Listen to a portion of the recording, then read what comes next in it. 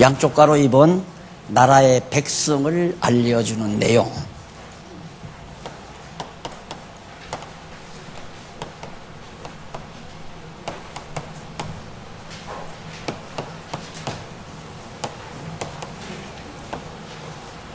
이 알려주는 내용을 이제 18장 9절에서부터 19장 27절까지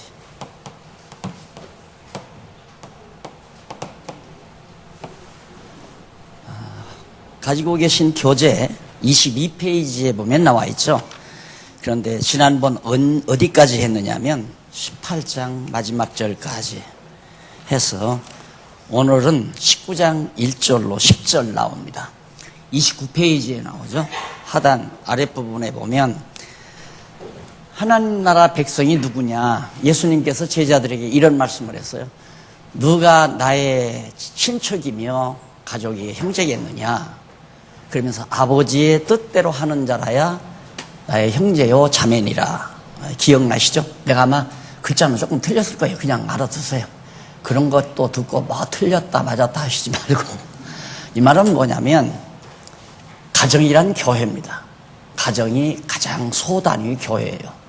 그러니까 예수님이 누가 나의 가족이요 형제요 자매겠느냐, 형제 자매가 교회거든요. 그래서 제가 어린 시절 이렇게 보면 아버지하고 어머니하고 가끔 이렇게 다툰다기보다도 이렇게 입씨름이죠. 왜 그러냐 그러니까 어머니가 왜 당신은 교인들 앞에서 다 형제 자매라고 하냐, 이제 그 기분 나쁘다 이거 여자의 입장에서는 그러잖아요. 형제 자매가 아닌데. 그래서 그 생각이 드는데 예수님께서 누가 나의 형제요 자매겠느냐, 하나님 뜻대로 행하는 자가 다 나의 형제요 자매다. 그게 교회라는 얘기거든요. 여기서도 누가 나의 하나님 나라 백성이겠느냐, 그걸 알려주는 거죠. 하나님 나라 백성이겠느냐는 질문이나 누가 나의 형제요 자매겠느냐 하는 말이나 같은 맥락에서 이해될 수 있는 말입니다. 그래서 이제 하나님 나라 백성을 알려주는데 19장 1절로 10절에서는 세리장 삭개오는 잃었다가 찾은 구원의 백성임을 예수님께서 알려줘요. 그 당시에 대부분의 모든 사람들은 야, 저 세리장이라면 세금을 이제 받아들이는 그 무리들이 있을 거 아니에요. 그 사람을 총괄해서 관장하는 거예요. 그러니까 백성들로부터 세금을 받아오는 사람이 여기 뭐 성남시에도 있고 또 서울시에도 있고 뭐 이렇게 다 각종 맡았을 거 아닙니까? 분야별로. 그럼 그걸 총괄해서 딱 관장하는 사람.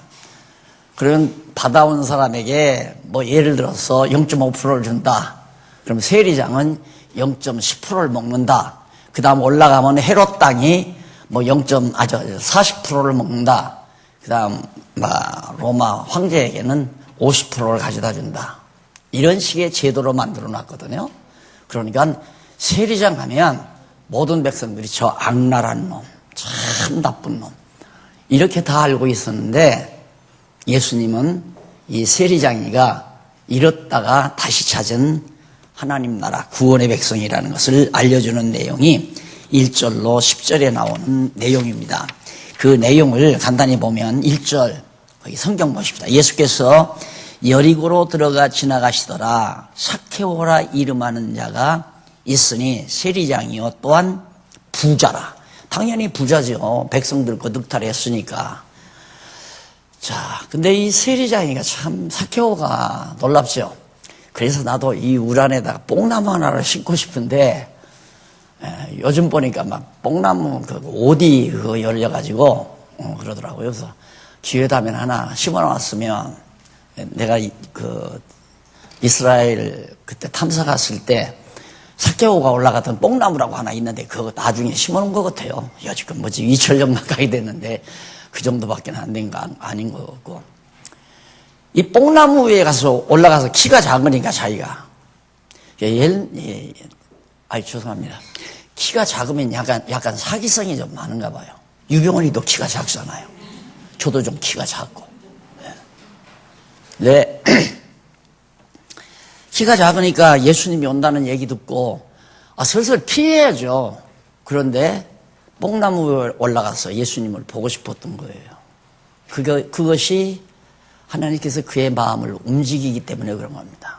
주를 만나고 싶은, 자기가 지은 죄는 많지만, 돈도 많고 부자지만, 내가 비록 죄인 취급을 받지만은 예수님을 좀 보고 싶다. 그때 예수님은 알아보고 불러내잖아요. 바로 이렇게 자기 스스로가 죄인이라고 인정하고 또 많은 사람이 죄인이라고 질타하는 그런 사람이지만 그런 자가 바로 하나님 나라, 예수님께서 왕이 되시는 하나님 나라 백성이다. 그런 얘기예요. 예. 근데 사람들이 세리장이만 죄인이 아니거든요. 다 죄인인데 늘 말하지만 죄가 큰 바위돌은 물에 가라앉고 작은 모래알은 안 가라앉는 게 아니잖아요. 죄는 다 똑같아요. 많이 짓고 적게 짓고가 아니라 그냥 죄인이에요.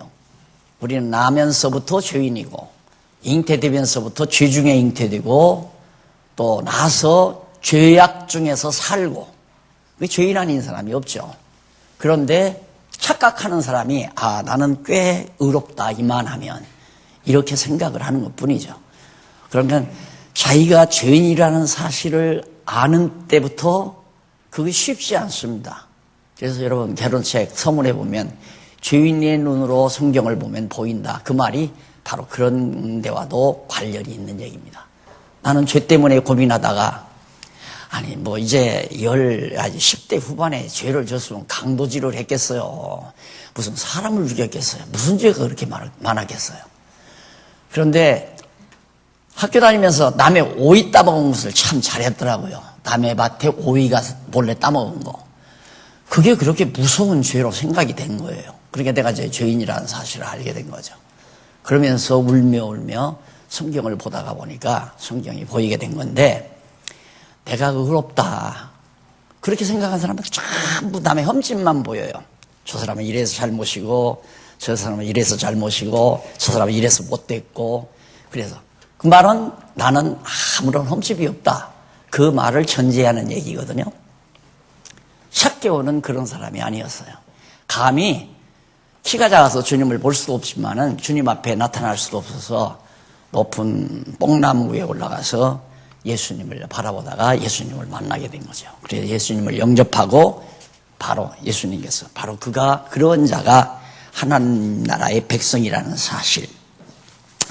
자, 여기 31페이지에 보면 교재 31페이지에 보면 위에서 5째 줄 앞부분에 그러면서 인자가 온 것은 잃어버린 자를 찾아 구원하려 함이라고 그렇게 말씀을 하셨는데 여기 잃어버린 자라는 헬라어는 무슨 뜻이냐면 이는 단순한 말은 잃어버린 자, 즉 삭개오 한 사람, 삭개오를 말하는 물론 잃어버린 자가 많지요. 그러니까 잃어버린 자 할 때는 삭개오에 대한 지시 대명사나 같은 거예요.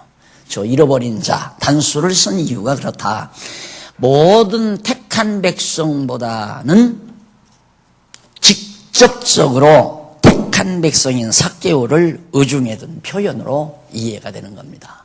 그러니까 저 삭개오는 저렇게 뽕나무 위에 올라 앉아서 죄인인 것을 인정하지만 저기 내 잃어버린 자다. 저 잃어버린 자 속해. 저를 내가 찾아 구원하려고 내가 이 땅에 왔다.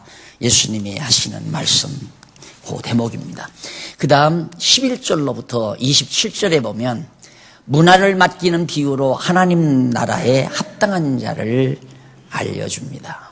그게 하나님 나라에 합당한 백성, 누가 하나님 나라에 합당한 백성이 되겠느냐. 그 비유를 문화의 비유를 문화 이게 좀 금전 액수지요. 거기 한번 좀 읽어보실까요? 저희가 이 말씀을 듣고 있을 때 비유를 더하여 말씀하시니 이는 자기가 예루살렘에 가까이 오셨고 저희는 하나님의 나라가 당장에 나타날 줄로 생각함일러라. 많은 무리들은 예수님이 예루살렘에 오니까 이제 예루살렘에 오셔서 등극하려고 왕의 자리에 앉으시려고 올라가는가 보다 하고 곧 이제 메시아가 와서 유대 나라를 평정시킬 걸로 착각을 한 거예요. 그때 예수님께서 가라사대 어떤 귀인이 왕위를 받아가지고 오려고 먼 나라로 갈 때, 예수님이 이제 죽었다가 부활 승천할 걸 말하는 거거든요. 그 종 열을 불러 은 열문화, 동전 10개죠. 은으로 만든 동전 열문화를 주며 이르되 내가 돌아오기까지 장사하라 하니라. 열문화를 맡겨놓고 이거 가지고 장사하라.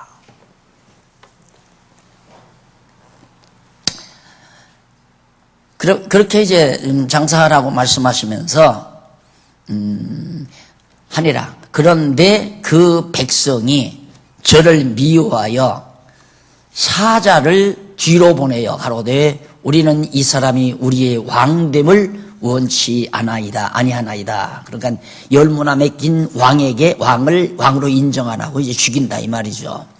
15절 귀인이 왕위를 받아가지고 돌아와서 준 종들을 왕으로 인정하지 않고 죽었지만 예수님이 승천하셔서 다시 오셔서 열문화 준 사람에게 맡겨놓고 간 사람에게 물어요. 들어와서 준 종들의 각각 어떻게 장사한 것을 알고자 하여 저희를 부르니 그 첫째가 나와서 가로되 주여 주의 한 문화로 열문화를 남겼나이다. 한 문화 맡기는 사람은 벌써 장사를 해서 열문화를 만들었어요. 또 한 사람은 그러니까 칭찬을 했죠. 그리고 18절 그 둘째가 와서 가로되 주여 주의 한 문화로 5문화를 만들었나이다. 주인이 그에게도 야 참 잘했다. 그런데 또 한 사람은 20절 와서 가로되 주여 보소서 주의 한 문화가 여기 있나이다. 내가 수건으로 싸 두었나이다. 장사도 안 하고 편안하게 그냥 돈 그대로 놔뒀다 그대로 가지고 갔다. 결국 하나님 나라에 합당한 사람이 뭐냐면 하나님 나라 경제 발전을 위해서 쉽게 말하면 하나님 나라의 부강함을 위해서 열심으로 장사해서 돈 벌고 사업한 사람, 나라 경제를 위해서 사업하고 돈 벌고 하는 사람들이 정말 백성의 착한 백성 아니에요. 돈 벌어서 많은 사람들 먹여 살리고 일자리 창출하고 그러듯이 하나님 나라도 귀한 건 맡겼으면 그거 혼자 나가지고 있다가 한마디만 하고 갈게요. 이 귀한 보화를 우리 질그릇 같은 우리에게 담아줬는데 장안중앙교회에다만 묻어놓으면 좋겠어요? 안 되죠. 그건 아니란 말입니다. 그래서 다음 주일날 세계선교회에서 지금 세계선교에 열을 가하고 있는 목사님 한 분 모시고 우리가 특강 듣기로 지금 계획되어 있잖아요. 다음 주일날 오후에. 아니에요. 진짜 우리는 주님 가시면서 맡겨진 귀한 보화. 그것도 우리 심장로님 말씀 빌리자면 3,500년 동안 감춰놨던 보화를 우리한테 준 거 아니에요. 더 얘기하지 맙시다. 네? 어떻게 살아야 하나. 제 머릿속에는 1년 그 생각밖에 없어요.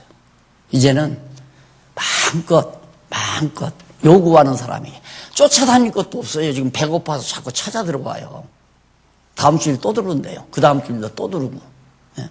이 오시는 목사님도 지금 자기네 시찰 목사님들 한 20명을 모시고 들어와서 연수를 받겠대요. 그냥 우리 정말 맡은 이 보화 자꾸 장사해야죠. 장사. 예?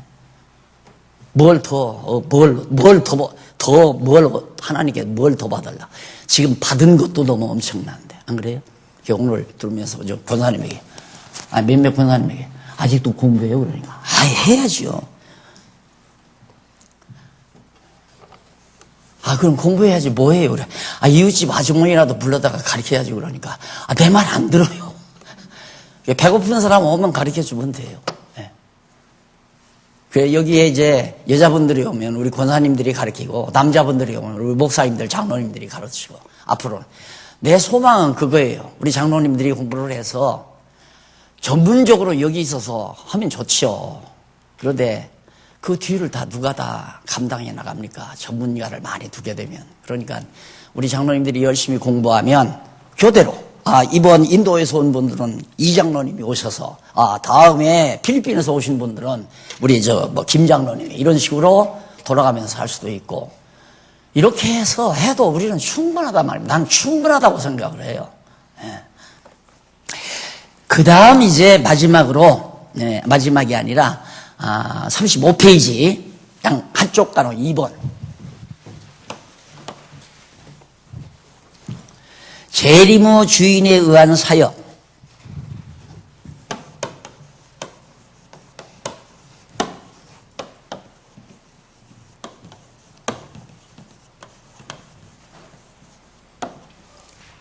예수님이 재림하실 때는 만왕의 왕으로 재림하시잖아요. 주, 임금주거든요. 임금으로 오시는, 왕으로 오시는 예수 그리스도에 의해서 사역을 하신다. 누가복음이 사역에 의한 성취니까 사역을 통해서 그리스도가 성취된 것을 우리에게 증거하는 내용이 누가복음이라고 했잖아요. 근데 이제 마지막 양쪽 가로 2번에서는 19장 28절로 21장 4절. 21장 4절까지.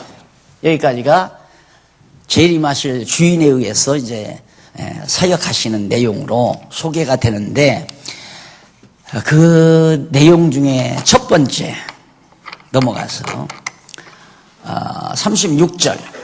거기에 이제 근거자료 같은 것은 이미 여러분들이 미리 보시면 돼요. 한번 확인하고 넘어가십시다. 근거는 주인에 의해서 사역하는 근거는 밑에서 여섯째 줄 35페이지 밑에서 일찍이 여호와 하나님께서는 이스라엘 열조에게 모형적인 3대 언약을 명하시고 이스라엘 다윗 왕국을 세워주셔서 실제적인 언약을 이루어 주신 것을 확증시켜 주셨다. 이게 다윗 왕조를 하나님이 3대 언약, 아브라함에게 3대 언약 하시고 언약대로 다윗 왕조 나라를 세워줬잖아요. 그와 마찬가지로 예수 그리스도께서 진짜 참 왕으로서, 참 메시아인 그리스도 왕으로서 이 땅에 오셔서 이제 하나님 나라를 이루시는 그런 사역을 해가신다. 그런 뜻이에요. 그래, 언약대로 지금 예수님이 이루신다 이 말이죠. 그러면 주인의 권세를 행사함. 첫째가 재림에 주니까 주인의 권세 행사. 그 19장 28절로부터 그 이해가 나오죠. 19장 28절로부터 20장 8절까지. 여기는 별로 어려운 데가 많지는 않을 겁니다. 내려가서 제일 밑에 19장 28절로 40절에 보면 나귀 새끼를 타고 예수님이 예루살렘으로 입성을 하죠. 아까 예수님이 이제 예루살렘 가까이 오니까 많은 사람들이 예수님이 이제 곧 올라가서 유대인의 왕이 될런가 보다 그렇게 착각을 하는데, 예수님은 지금 잡혀 죽기를 위해서 가시잖아요. 승천하시면서 내가 문화를 각각 몇 개 줬는데 돌아와서 너 어떻게 했냐? 한 문화, 10문화 만들었습니다. 너는 5문화 만들었습니다. 너는 하나 그대로 놔두고 가져왔습니다. 칭찬을 듣느냐 안 듣느냐는 문화를 남겼느냐 안 남겼느냐 이거 갖다가 맥석이죠. 그런데 겨우 한 문화 그대로 보관하고 있다면 자기나 믿다가 자기나 가는 거죠. 쉽게 말해서. 근데 그것도 하나님이 환경을 줘야 돼요. 환경을. 아니 우리가 지금 이런 환경 속에서 세계를 향해서 복음 전한다는 말이 가당치나 되는 얘기입니까? 안 되는 얘기죠. 어떻게 세계를 향해서 복음을 전해요? 근데 하나님께서 전하게 만들잖아요. 예? 지금 이번 주일날 오시는 분이 전 세계 선교 네트워크를 가지고 계신 분이에요. 다음에는 소련, 그 다음에는 중국, 그 다음에는 파키스탄 이런 데서 선교사들을 자기네 교회 경제력이 허락하는 연보에서 모아서 1,000여만 원씩 되면 비행기 보내서 데려와가지고 그동안 가리킬 것이 없으니까 한국교회 견학시켜서 또 돌려보내고 옷이라도 한 번씩 사서 딱 해서 입혀서 보내고 그러면서 이제 전 세계를 향해서 선교하는 교회가 바로 분당 여기서 한 10분밖에 안 걸려요. 오시는데. 근데 그런 분이 지금 우리한테 같이 합력을 해서 이제 올 때마다 여기 입소해서 이 성경 가르쳐서 보내겠다 이거예요. 하게 하시잖아요. 하게. 예. 아니 우리가 하려면 당장 우리도 돈 1,000여만 원 가져야 비행기표에서 데리다가 가르친다고 하는데 우리가 지금 그럴 입장이 안 되잖아요. 우리 코도 지금 대처럼 빠져 있는데, 에? 하나님이 하게 하신다. 그러니까 내가 열심으로 해서 10문화 남기는 게 아니, 5문화, 10문화, 5문화 남기는 게 아니라 하나님께서 남기게 하신다 이 말이에요. 엊그저께 미국 그때 신학교 교수들, 총장들 막 대여섯 분 오셔서 나한테 딱 하루 강의 듣고 갔잖아요. 지금 열심히 인터넷에 들어가가지고 공부 열심히 한다고 연락이 오면서 교재 좀 보내달라고. 교재. 우리 가만히 앉아서 이래요. 가만히 앉아서. 문제는 우리가 하나님의 뜻을 밝히 알고 내가 받은 것 소중하게 생각하고. 자, 주의 권세로 행사하는데 예수님께서 예루살렘으로 이제 나귀새끼를 타고 올라가요. 근데 그게 무슨 권세인가? 나귀새끼를 타고 올라가는데 입성할 때 주인의 권세를 예수님께서 행사하시는데 이게 뭐냐면 많은 사람들이 막 길에다가 옷을 깔잖아요. 그리고 예수님이 막 호산나 만세를 불러요. 근데 예수님이 나귀새끼를 탄 이유는 선지서에 보면 예수님이 나귀새끼를 타고 메시아가 나귀새끼를 타고 성에 입성할 것을 예언을 했어요. 선지자가 구약에서. 그 예언대로 예수님이 나귀새끼를 타고 예루살렘에 입성하는 것은 예수께서 진짜 재림하실 주인이라는 사실, 주인의 권세를 나귀새끼를 타고 가서 뭐 했는가? 예루살렘에 가보니까 막 성전, 아버지 집 성전에서 장사하고 막 완전히 어지러워졌다 이 말이에요. 그러니까 채찍으로 막 다 상을 뒤엎어버리고 장사하는. 원래는 뭐 표면적으로 보면 예수님 막 혈기가 대단해서요. 막 다 막 때려 내쫓아버리고 막 상을 뒤엎어버리고. 인간적으로 생각하면 성격 고약하죠. 인자스럽게 얘들아 왜 이렇게 하느냐 이러면 못 쓴다 이러면 되잖아요. 그런데 그것도 다 구약의 예언이 돼서요. 성전을 사랑하는 열심이 대단하다. 그러니까 하나님의 그리스도의 열심이, 하나님의 집을 사랑하는 열심이 발동한 거죠. 불의에 대해서만 사정없이 이제 정리를 해요. 그래서 그것이 뭐냐? 주인의 권세, 임금, 왕의 권세를 실제로 행사한 거예요. 하나님 나라, 하나님의 집이니까. 그때까지도 성전은 여전히 하나님의 집안이에요. 이제 아직 예수님이 부활 승천해서 하지 않았으니까, 완성이 안 됐으니까. 그래서 예루살렘 성전을 정결케 하는 일로 권세를 행사하는 내용이고, 그 다음 19장 41절로 48절, 거기 보면 성의 멸망 예언과 성전의 정화로, 거기 성전 정화가 거기에 나오잖아요. 41절로 48절, 그럼 41절로 44절에 보면 39페이지에 나오죠. 41절로 44절에 보면 세 번째 줄, 39페이지 위에서 세 번째 줄, 예수께서 권고받는 날을 모르는 예루살렘이 원수들에게 멸망할 것을 예언하죠. 그러니까 예수님이 이때가 33살 정도 되니까 앞으로 70년이면 한 37년 정도, 한 37년 후에는 예루살렘이 권고를 받는다. 다시 말해 심판받는다 이 말이에요.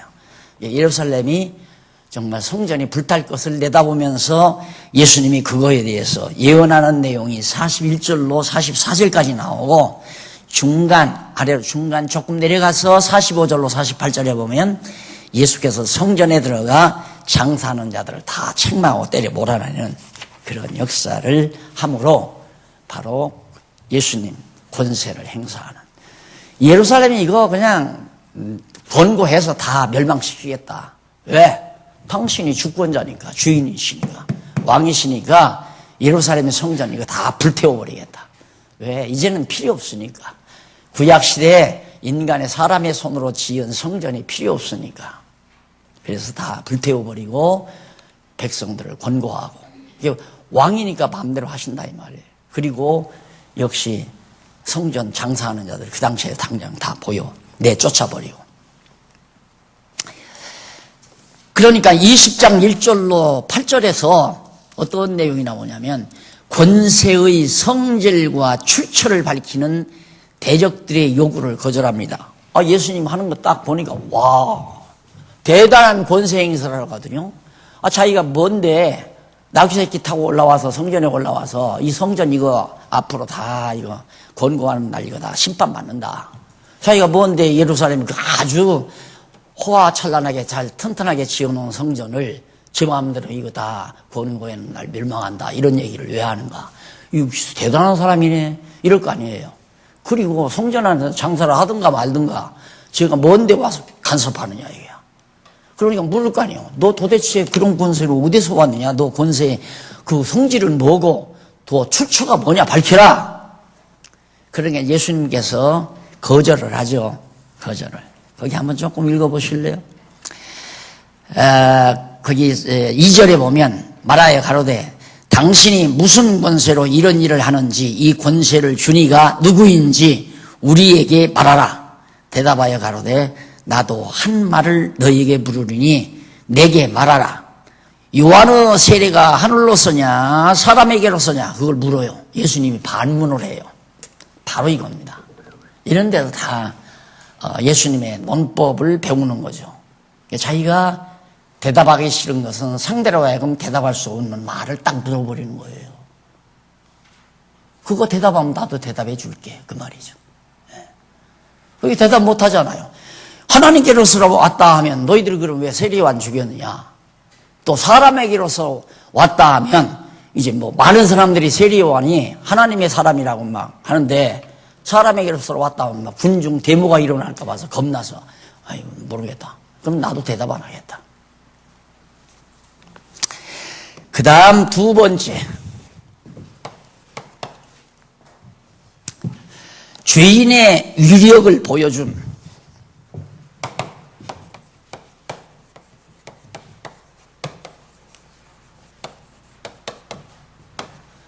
20장 9절로부터 21장이니까 21장까지 한번 하겠지. 21장 4절까지.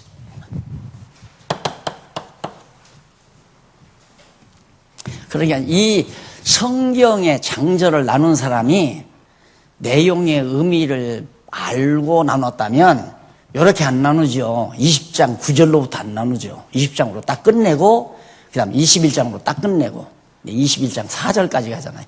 이런 데가 바로 우리의 강점입니다. 이게 정확하게 성경의 부분을 정확하게 파악한 거라는 얘기죠.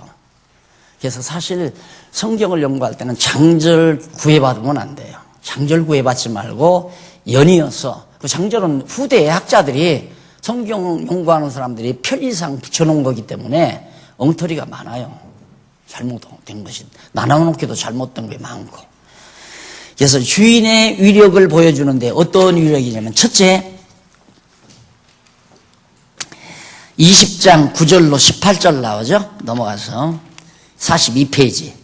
포도원 비유로 밝힌 나라를 상속할 자의 위력을 일러줍니다.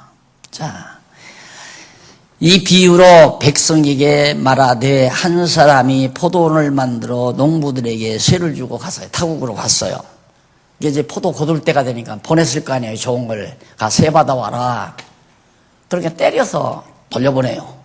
또 그 다음에도 또 세를 받으러 보내니까 세는 안 주고 이놈들이 때려서 다 돌려보내요. 그러니까 할 수 없이 포도원 주인이 이거 안 되겠다. 종들을 보내면 안 되고 이거 아들을 보내야 되겠다 해서 아들을 딱 보냈더니만 그 포도원을 새로 경작하는 사람들이 저놈이 이 포도원을 상속받을 놈이다. 저놈만 죽여버리면 이 포도원은 우리 것이다. 해가지고 포도원을 상속받을, 그러니까 포도원은 하나님 나라에 대한 비유거든요. 하나님 나라. 그러니까 그 아들을 갖다 잡아 죽였다 이 말이에요. 그게 뭘 말하냐면 예수님이 오셔서 하나님의 나라를 이루실 하나님께로부터 하나님 나라를 상속받을 예수님을 이제 이 백성들이 예수님을 죽인다. 그걸 비유로 들어서 말씀한 내용이 18절까지 나오는 겁니다. 그 다음 27절로 40절 보면 20장 48페이지. 여기 보면 부활에 대한 사두개인의 질문을 종결시켜 위력을 보여줍니다. 부활에 대해서 사두개인. 왜 그러냐면 사두개인들은 부활이 없다고 강조해요. 46페이지 46페이지에 나와요. 46페이지. 사두개인들은 부활이 없다. 그래가지고 뭐라고 그러냐면 8형제가 있었대. 7형제인가? 예, 7형제나 8형제. 하여튼 형제가 많았는데, 7형제. 어떤 사람이 7형제가 있는데, 29절에 나오죠. 그런데 7형제가 있었는데, 맏이 아내를 취하였다가 자식이 없이 죽고, 7 아들이 제일 장손이 장가를 들어서 아들을 못 낳고 아들이 죽어버렸어요. 그럼 유대인의 법에 의하면 그 혈통 가문을 잇기 위해, 우리나라도 그거 있잖아요. 아들이 없는 집에서는 양자를 반드시 데려와야 하잖아요. 양자를. 그러니까 양자는 보통 이제 큰형이 자식을 못 낳으면 둘째 아들이 낳은 자식을 양자로 데리거나, 또 큰형은 아들을 낳는데 둘째가 못 낳았으면 둘째 아들이 이제 큰형의 아들 가운데서 하나, 둘째 아들이 아들로 양자를 하거나, 그렇게 해서 그 가대를 이어가는 거거든요. 그 유대인의 법에도 그거란 말입니다. 유대인의 혈통이 매우 중요한데, 왜? 다윗의 혈통이 이어져야 거기서 왕이 나오니까. 그래서 혈통을 소중하게 여긴 거란 말입니다. 그런데 첫 아들이 아들 없이 죽고, 그 다음 그 아내가 둘째 아들하고 살았어요. 둘째도 또 죽었어요. 셋째도 죽고, 넷째도 죽고, 다섯째도 죽고, 여섯째도 죽고. 그게 다 죽고 7째하고 살다가 죽어서 끝났는데, 이 다음 부활 때 누구의 아내가 되겠습니까? 하고 이 사두개인들이 아주 고약한 질문을 예수님에게 던진 거예요. 그러니까 예수님께서 단마디로, 야, 부활 때에는 남자와 여자가 없다. 천사와 같아서 하나다. 우리가 그리스도와 한 몸 돼버리고 마는 거예요. 결국 영원한 세계에서는 영원한 몸으로 그냥 사는 거예요. 뭐 1000명이 가고 10,000명이 가고 그러는 게 아니라, 그리스도를 믿는 자는 우리가 이 땅에서도 알잖아요. 이 땅에서도 내가 천국 갔나 안 갔나 자기가 짐작할 수 있죠. 내가 늘 이렇게 그리지만은, 내가 주님의 뜻을 자꾸 분별하려고 하고 이 뜻을 사모하고 생각하는 건, 내가 여기 붙어 있으니까 그 생각을, 여기서 내가 이 손가락인 내가 그 생각을 하는 거예요. 여기 붙어 있기 때문에. 아, 나는 그리스도의 지체로구나. 그럼 천국 가는 거예요. 물어볼 것 없이 천국 가죠. 그럼 여기 안 붙어 있는 사람은 주님의 뜻을 생각하는 게 아니라 자기 뜻을 생각하니까 완전히 주님에게서 떠나 있는 거죠. 그래서 천국은 이 땅에서부터 우리가 누리며 사는 거거든요. 주님의 뜻을 분별하고 그 뜻대로 살고자 하는 소원이 있는 사람은 그 뜻이 이루어질 때마다 기쁘고 즐겁잖아요. 하나님의 뜻이 이루어질 때마다 기쁘고 즐거우면 건전한 지체가 된 거고, 하나님의 뜻이 이루어졌는데도 기쁘고 즐거운 마음이 없으면 붙어있기는 붙어있지만 마비 증상이 좀 있는 거고, 그렇게 생각하면 돼요. 여러분들은 여기 막 외국인들이 와서 공부하고 할 때 안 기뻐요? 안 기쁘면 약간 마비 증상이 있는 거예요. 예. 정말 기쁘면, 예? 어떻게 여기에 그래 외국인들이 와서 말씀을 공부하고 가는가? 한없이 기뻐해야 할 일 아니에요? 왜? 주님의 뜻이 이루어지는 거니까. 그런데 와서 잔디나 다 받고 어지러뜨리기나 하고 건물이나 망치고, 저것들이 왜 와서 저러고 있어?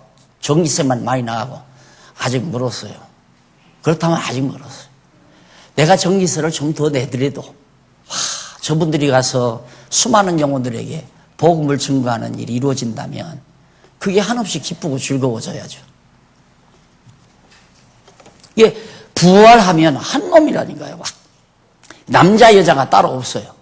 그러니까 지금 교회도 천국 가서도 남자 여자가 없이, 사실은 천국 가서 남자 여자를 따지려면 예수님만 남자지 박용기 나도 여자고, 여기 길분수 조순자 권사님도 여자고 나도 여자고, 천국에서는. 그러니까 교회 안에서 남녀 차별은 말이 안 되는 거예요.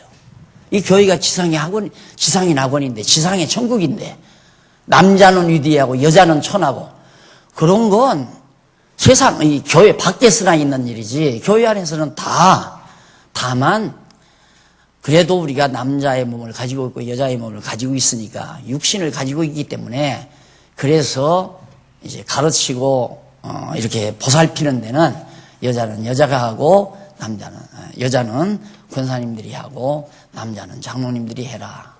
왜? 아직도 육신이 우리에게 남아있기 때문에 건덕을 위해서, 건덕을 세우기 위해서 그렇게 하라. 그것뿐이지 남자가 위대하고 여자가 천해서가 절대 아니란 말입니다.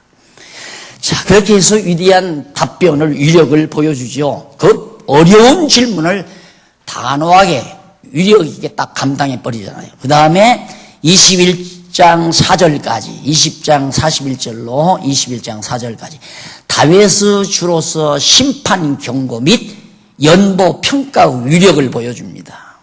자, 예수님께서 주로 왕으로 딱 오셨기 때문에 심판을 경고해요. 심판을 경고하는데 거기에 한번 41절로 44절 보십시다. 넘어가서 48페이지에 41절로 44절 그 본문 설명이 나오죠. 44절은 예수께서 시편을 근거로 다윗의 자손이 아닌 주가 되신다고 밝혀줌으로 증거하신 내용이다. 그 예수님을 갖다가 의심하는 자들에게 어떻게 해서 다윗이 주라고 그렇게 말을 했느냐. 예수님이 메시아가 다윗의 자손으로 메시아가 다윗의 자손으로 온다고 했는데 어찌 다윗은 메시아를 위해서 주께서 내주께 이르시되 이 다윗이 어떻게 주라고 말씀했느냐. 다윗이 자손이 돼야 되는데 어떻게 다윗이 이 메시아를 갖다가 주라고 그렇게 일컬었느냐. 대답할 말이 있어요. 대답을 못하는 거죠. 그 어려운 대답을 어떻게 하겠어요. 그러니까 예수님이 육신을 입고 오실 때에는 다윗의 혈통을 따라서 오기 때문에 다윗의 자손이라고 했지만은 다윗보다도 이전에 벌써 하나님의 아들로 영원하신 주로 존재해 있었기 때문에 다윗이 주라고 명명했다는 그런 얘기 아닙니까? 그러니까 예수님의 논리를 당해낼 재간이 없어요. 아무도 당해낼 재간이 없어요. 그 다음 45절로 47절에 보면 49페이지 예수께서 불의한 사두개인의 중한 심판을 경고하는 위력을 보이심으로 증거하신 내용이다. 예수께서 불의한 사두개인의 중한 심판, 너희 사두개인들 아주 큰 심판을 받는다. 모든 백성이 들을 때 예수께서 그 제자들에게 긴 옷을 입고 다니는 것을 원하며 시작에서 문안받는 것과 회당의 상좌와 잔치의 상석을 좋아하는 서기관들을 상가라. 이번 다음 신문에 이 부분이 나가요. 현대교회에 성경교사의 귀족화를 단호히 경계한다. 성경 가리키는 선생이 귀족이 되어 있어요. 지금 우리 개신교 안에. 세계교회가 다 그래요. 그래서 또 귀족 노릇 하려고 긴 옷 만들어 입잖아요. 다. 그래도 어디나 가면 상좌죠. 왜? 교인들이 다 그렇게 모시니까. 안 모셨다가는 그냥 나가요. 그렇게 안 모시면. 어디 가니까 목사님들하고 요즘 자주 자꾸 찾아와 만나니까 가자면 또 가줘야 되잖아요. 어디 무슨 일 있으면 갑시다. 따라가니까 딱 가니까 자기 자리를 상자에 안 맡다니까 식에 안 참석하더라고요. 딱 나가버려요. 나는 그냥 앉았었죠, 그냥. 먼 데 있는 얘기가 아니에요. 이런 것을 개혁하자는 얘기입니다. 다른 게 없어요. 우리가 안 하면 할 사람 없어요. 예? 뭐 그렇게 한 번 귀족은 영원한 귀족이에요. 교회에 무슨 귀족이 있어요. 그러니까 성도들의 그 감성을 내가 생각해서 처음에는 내가 이걸 여기다 놨잖아요. 이제 여기 앉기도 싫고 그래서 이제 저기 앉았다가 이제는 저기 그냥 앉고 그러잖아요. 다 똑같아요. 예? 성경 가리키는 교사나 성도들이나 집사나 장로나 받은 은사가 각각 다 다를 뿐이지 귀족 하나 만들어 놓고 평생 섬겨야 되고, 평생 먹여 살려야 되고, 평생 대접해야 되고. 그런 게 어디 있어요, 그런 게. 이걸 지금 예수님이 책망하는 거네. 탁 쥐어떡 있고, 가운 다 해서 입고.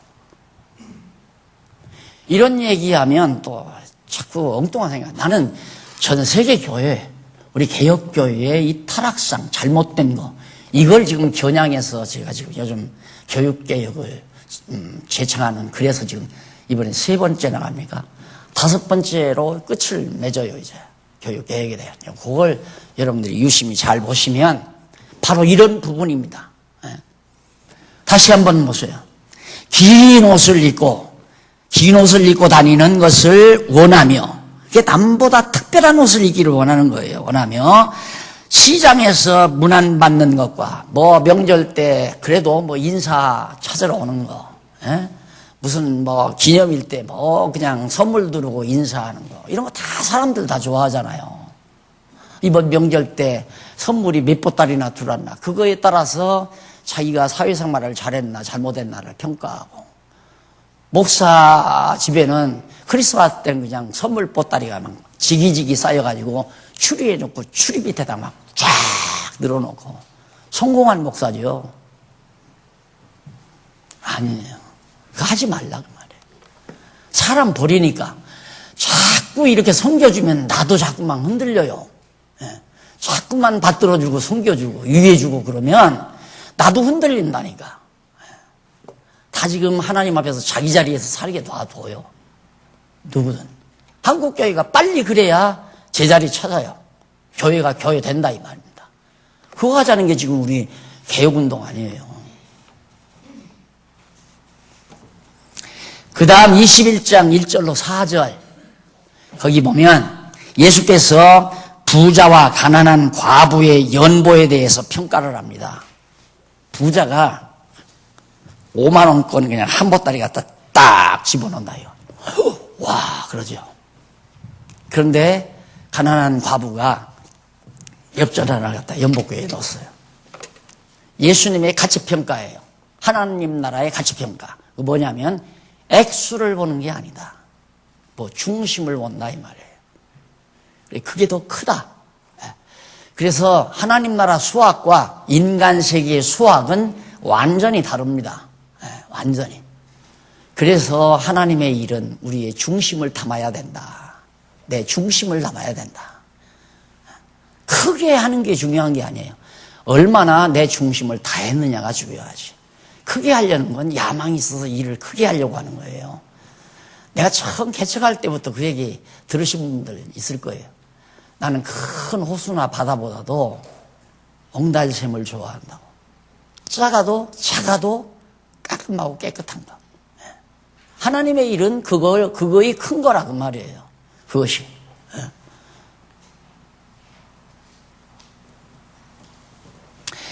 자, 그래서 예수님께서 바로 가치평가를 하는데도 완전히 인간의 가치평가와는 전혀 달라요. 전혀. 자, 그 다음 3번입니다. 3번이죠. 큰 3번. 재림의 실제에 의한 사역.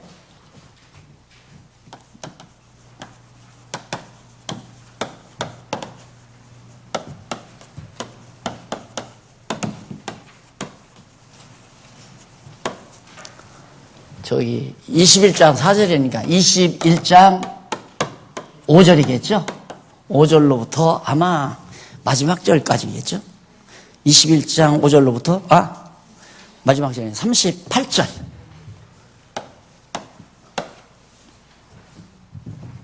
38절까지. 자, 그럼 이 실제 아주 이 부분 어렵지 않죠? 넘어가서 21장 5절로 24절까지는 한 조가로 1번. 그냥 교재만 보십시오. 임박한 징조를 알려줍니다. 예수님이 곧 거기에서 5절로 9절에서 보면 21장 5절로 9절에서 보면 성전이 헐릴 것을 예언하면서 그때의 징조에 대해서 알려주죠. 이제 성전 헐린다. 그게 주 70년에 예루살렘 성전이 헐릴 걸 주 33년경 예수님이 이제 십자가에 못 박힐 무렵 그때 예수님이 예언한 거예요. 참 선지자니까 예언은 들어맞을 수밖에 없죠. 진짜 헐렸잖아요. 그리고 132년에는 예루살렘 성이 전부 다 회파돼 버렸고요. 성전은 주 70년에 타버렸고 예루살렘 성곽은 132년에 주 132년에 완전히 다 회파돼 버렸고 그 예수님의 예언대로 그대로 이루어진 거죠. 그때 되어질 징조들을 쭉 예수님께서 하신 말씀이 바로 5절로 9절에 나와요. 9절에 나오면서 6절 한번 봅시다.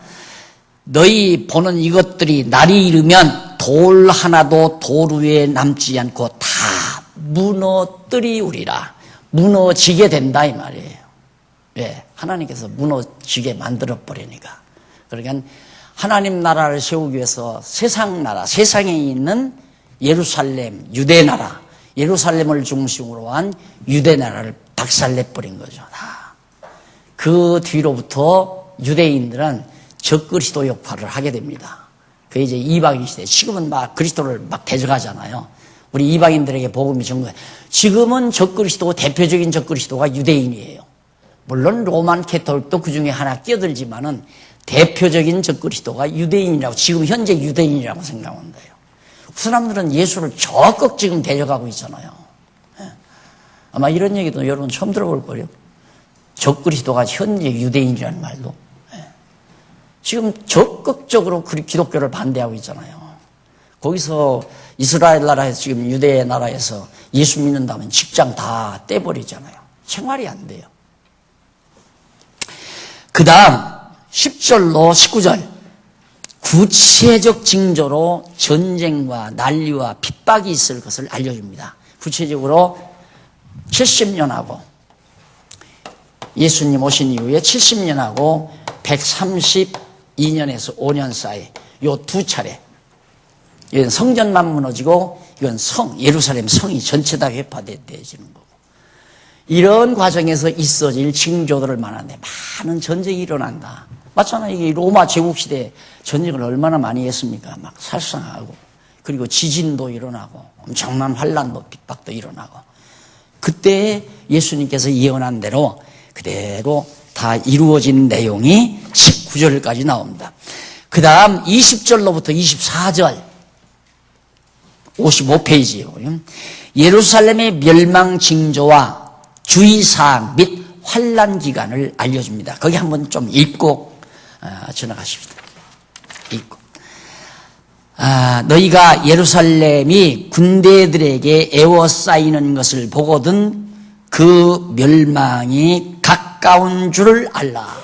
예루살렘이 용무렵에 이제 로마, 그 영화 있어요. 영화, 실제 아주 고증에 의해서 만든 영화는 나도 봤는데, 이거 다 로마 군대가 자꾸 반발을 하니까, 유대인들이 로마 제국이 항거하고 반발을 하니까 딱 에워싸요. 이때부터 이제 환란이 시작되는 거예요. 그리고 들어와가지고 성전, 예루살렘 성전에 딱 들어가서 성전 안에 지성소에 딱 들어가는데, 옛날 같으면, 구약시대 같으면 지성소에 들어가자마자 그냥 다 즉사해버려야 하잖아요. 아무 일도 없는 거예요. 아무 일도. 그래서 유대인들이 놀란 거죠. 이게 웬일이냐. 너희들 여기 들어오면 너희들은 다 죽는다. 그렇게 하고 단단히 마음을 먹고 했는데, 로마 군대가 들어가서 성전 다 회파해도 아무렇지도 않더라 이 말입니다. 그게 하나님께서 멸망시키기 위한 계획이기 때문에 이미 끝난 거예요. 하나님 떠난 거란 말입니다. 근데 유대인들은 지금도 성전 짓고 하나님 섬기려고 지금 마음먹고 있잖아요. 어리석은 생각을 하고 있는 거죠. 그래서 그렇게 얘기하면서 거기 주의사항이 나오는데 22절 보세요. 이 날들을 기록된 모든 것을 이루는 형벌의 날이니라. 그날에는 아이 벤 자들과 젖 먹이는 자들에게 화가 있으리니. 아이 베고 젖 먹는 아이가 저런 환란에 도망가려면 얼마나 화가 더 미치겠어요. 그래서 바울이 70년 이전에 바울이 65년, 67년경에 이제 고린도전 후서 쓰잖아요. 자기 느낌으로 봐서는, 자기 생각으로 봐서는 그냥 여자들도 시집가지 않고 그냥 사는 게 낫겠다. 그리고 과부가 된 사람도 다시 재혼하지 말고. 왜? 이게 곧 오니까. 결혼해가지고 시집가가지고 애기 낳고 뭐 이래 놓으면 고통이 심하니까 그건 내 자기 말이다 하고 바울이 그렇게 권면을 하죠.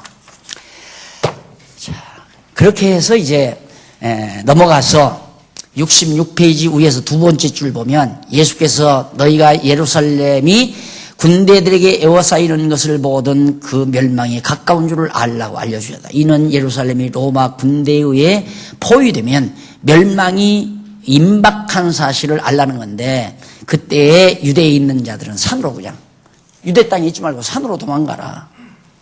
그런 얘기예요. 이게 이제 마지막 예수님 오실 때 하라는 얘기가 아니라 이미 지나간 이 시대에 이 무렵에 있을 일을 예수님께서 다 알려준 겁니다. 잠깐 쉬셨다가 우리 21장부터 10분에 들어오세요.